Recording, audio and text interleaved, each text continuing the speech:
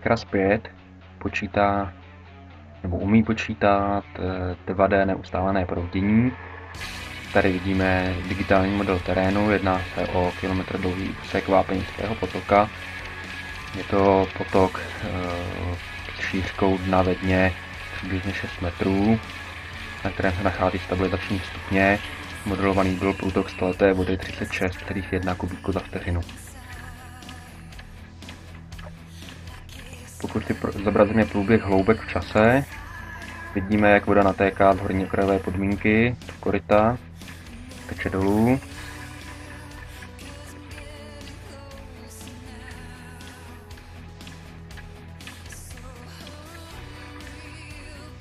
Vidíme vznik této vlny.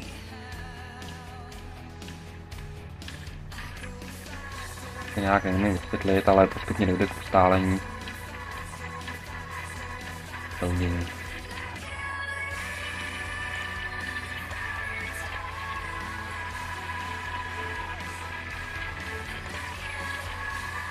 Tak nám ukazuje mapu hloubek. Když najdeme na nějaké místo, tak zobrazuje i číselnou hodnotu. Zde je 1,3 metrů.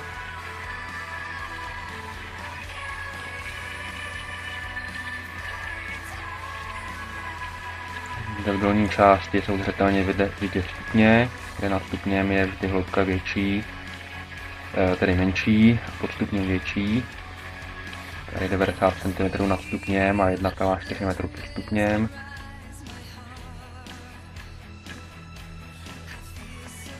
Zajímavější je mapa rychlostí. Zde bez zúžení a oblouku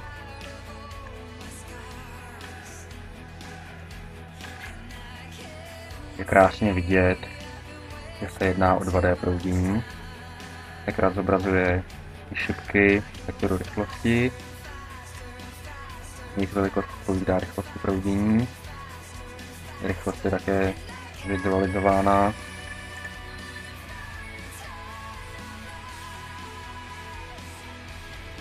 Barevně. Zde tady máme rychlost až 9 metrů za vteřinu.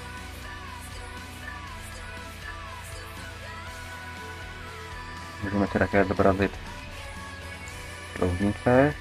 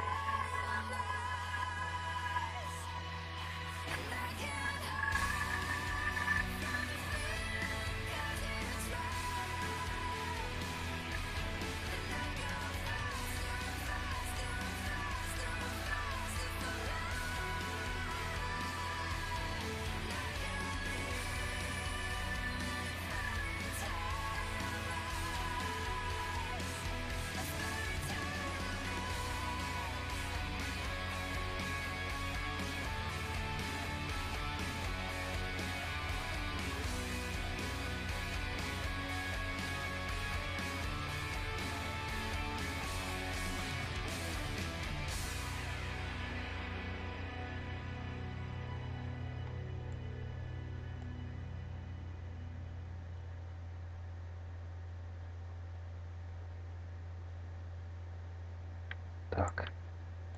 A to byla krátká ukázka toho, co umí beta verze nového Hackersu.